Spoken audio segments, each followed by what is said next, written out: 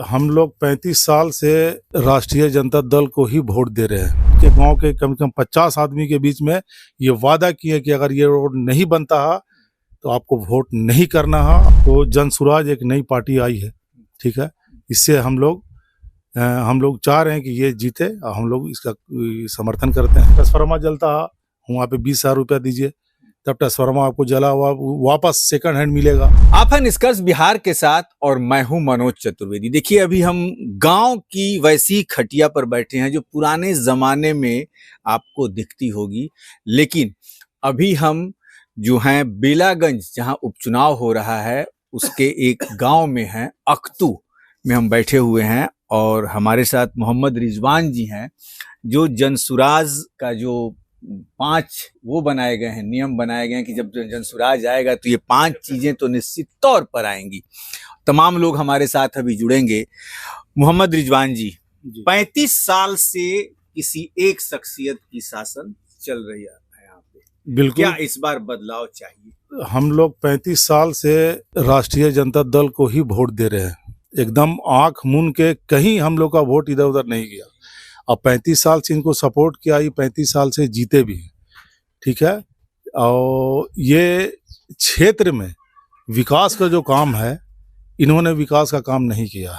मेरे गांव में बहुत सारी सड़कें हैं, कब्रिस्तान जर्जर पोजीशन में है। वहाँ पे आप जाइएगा तो आप एक यानी ठेवना 1 फीट मट्टी में आपका पैर धंस जाता है।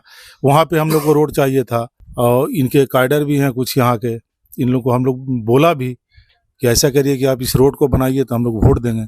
तो ये बोले कि हम रोड अगर नहीं बनता, ठीक है, ये कैडर का नाम बता देते हैं, कैडर का नाम है कय्यूम अंसारी। ये आके यहीं पे इसी खटिया पे बैठ के गांव के कम से कम 50 आदमी के बीच में ये वादा किए कि अगर ये रोड नहीं बनता है तो आपको वोट नहीं करना है, आप जिसको कर सकते हैं, आप आज़ाद हैं।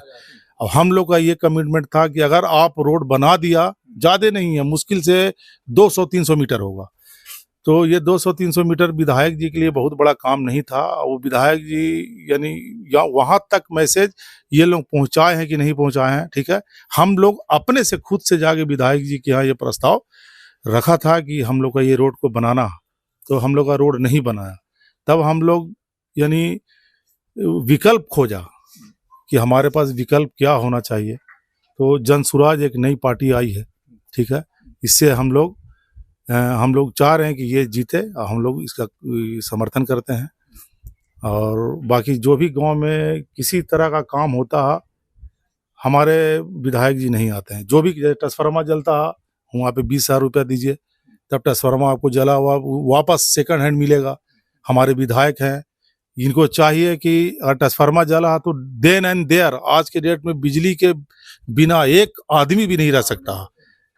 हमारे मुख्यमंत्री ने जो काम किया बिजली के लिए, ठीक है, तो हर घर तक बिजली पहुंचाया, तो बिजली हर घर तक पहुंची है। इसके बिना एक आदमी यानी आज के डेट में किसी हरिजन के घर में भी या फॉरवर्ड क्लास में भी। रिजवान जी, अभी आपने मुख्यमंत्री की बात की, एक तरीके से बड़ाई भी किया कि मुख्यमंत्री ने सड़क और बिजली हर जगह तक पहुंचाने की, गांव तक कोशिश की है, हर घर में जल पहुंचाने की कोशिश की है। तो एक तरीके से उनकी भी तो एक कैंडिडेट खड़ी है, मनोरमा देवी, यहाँ से जी। तो बदलाव आप चाहते हैं, तो अभी जनसुराज मान लीजिए 2 महीना पहले पार्टी बनी है, सब कुछ है, तो आखिर जनसुराज क्यों नहीं, जब आप नीतीश को मानते हैं कि हर घर तक बिजली पहुंचे? देखिए, एक चीज तो आपको बता देते हैं क्लियर कि हम लोग एक्चुअली में हम लोग को वोटिंग करना था मनोरमा देवी को ही, ठीक है। उस टाइम जनसुराज का यहाँ पे नहीं था, लेकिन जनसुराज जब से आए तो हमारे नेता शुरू से अमजद भाई रहे हैं, ठीक है। अमजद भाई शुरू से रहे हैं, तो हम लोग इसी बुनियाद पे अमजद भाई का समर्थन करते हैं, ठीक है, ताकि ये तो आगे जाए। उनके यहाँ तो यहाँ टिकट बंटवारे में विवाद हो गया, मुस्तफा जी। नहीं, विवाद देखिए, टिकट बंटवारे में विवाद नहीं हुआ।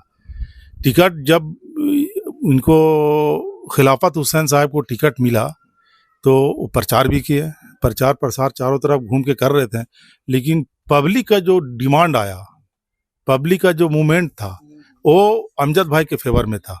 तो जनसुराज की एक टीम यहाँ पे काम कर रही है, जो बाहर से टीम आई हुई है, अपने बिहार के हर कोना से, या फिर यूपी के भी लोग हैं, महाराष्ट्र के लोग हैं, सब। हाँ, कंपनी की टीम यहाँ पे काम कर रही है। तो उन्होंने गाँव में घूमा तो जहां गए तो वहां पे अमजद भाई का नारा लगा कि नहीं, आप अगर अमजद भाई को लाते हैं तो हम लोग वोट रिजवान जी, करेंगे। नारा लगा ना, उन्होंने नारा लगवाया कहीं? नहीं, कहीं नहीं नारा लगवाया।